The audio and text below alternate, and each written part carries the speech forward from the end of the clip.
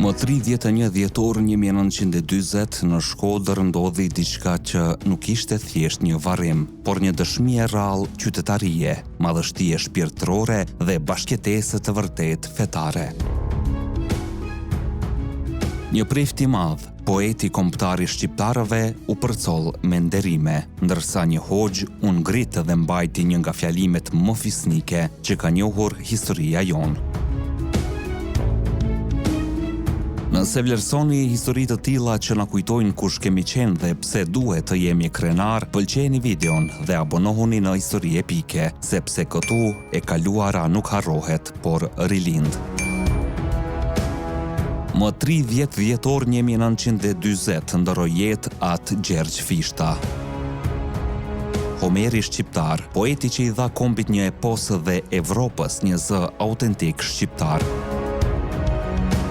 Lajmi i vdekjes së tij tronditi Shkodrën dhe mbar Shqipërinë.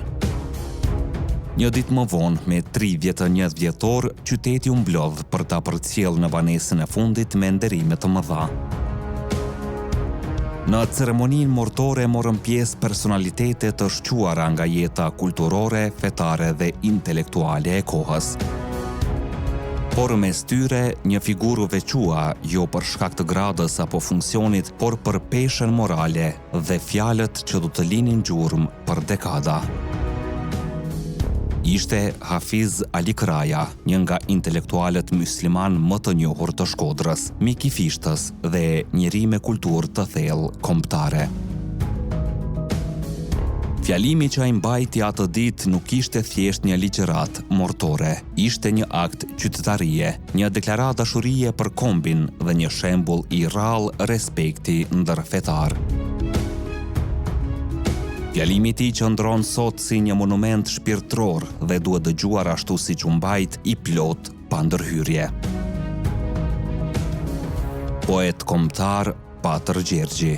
Kur një orator tu e dasht me fol mbi veprat tuaja, rrin shtang, hutohet, pse janë shumë, janë të mëdha dhe të madhnueshme, aq sa është e vështirë me caktuese për të cilën duhet të flitet. Shkrimtarët e ardhshëm të historisë shqiptare, jetën politike të andën do ta gjykojnë në bazë të lahutës së malësisë, kryevepra jote monumentale.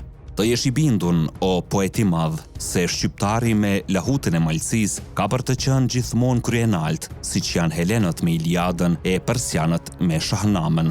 Mbasi ti me atë vepër të nalt i ke njoftue botës qytetnueme, psihikën e karakteristikat më të ndjeshmet e popullit shqiptar. Me ty, Patër Gjergj, kombi shqiptar mburret, naltësohet edhe madhnohet para popujve të tjerë. Prandaj sot krejt populli shqiptar të përullet. Djelmnia intelektuale vajton humbjen tande, e me lot ndërfaqe të përcjell me mallënjim e dhimbje në jetën e pasosme.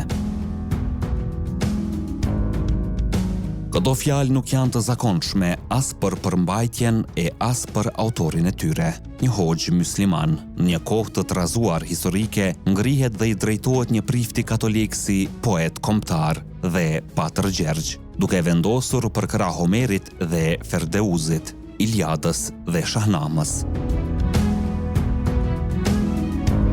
Kjo nuk është vetëm admirim personal, kjo është vetëdije kombëtare. Fjalimi i Hafiz Ali Krajës dëshmon se elita e vërtet shqiptare nuk e shihte fenë si murëndarës, por si pasuri shpirtërore që i shërben kombit. Në atë sallë mortore, përmes fjalës së tij, u varros çdo përpjekje për përçarje dhe u ngrit ideja se shqiptarët janë një trup i vetëm. Ajo ditë e dhjetorit 1940 nuk ishte vetëm fundi i jetës së atë Gjergj Fishtës. Ishte një provë e heshtur për shoqërinë shqiptare, në një Evropë që digjej nga lufta, ideologjitë ndanin popujt dhe besimet përdoreshin si armë për përçarje, në Shkodër ndodhi e kundërta. Një imam musliman u ngrit mbi çdo ndarje dhe foli me gjuhën e kombit. Fjala e Hafiz Ali Krajës nuk ishte spontane, as emocionale në kuptimin e zakonshëm.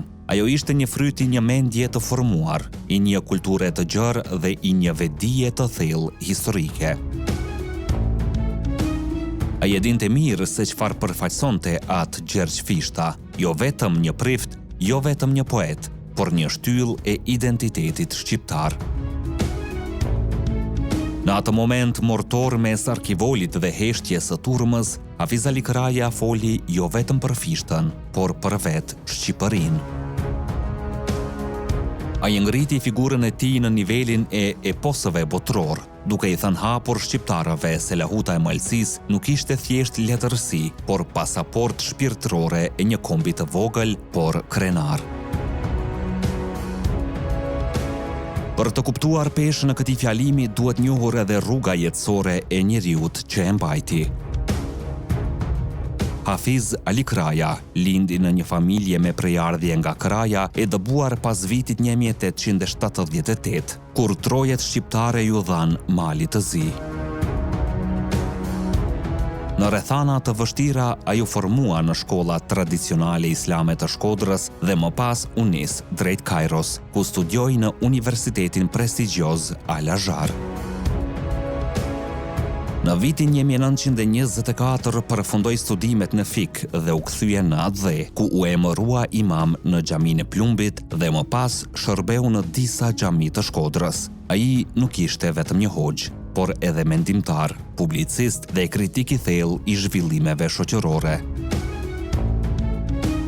Kur ju ofrua posti i myftiut të Durrësit dhe drejtimi i revistës Zani i Nalt, ai refuzoi, duke besuar se shërbimi i tij ishte më i vlefshëm pranë popullit të thjeshtë.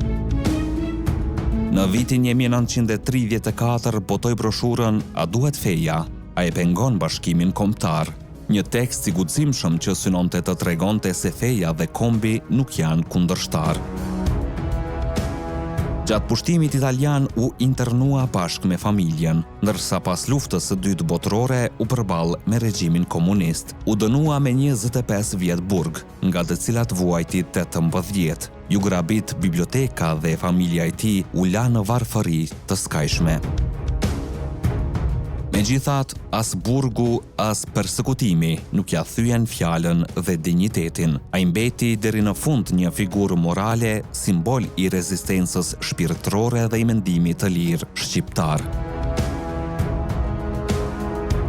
Historia e varrimit të atë Gjergj Fishtës dhe fjalimi i Hafiz Ali Krajës nuk janë thjesht një episod i së kaluarës, janë një mësim për të sotmen dhe të ardhmen.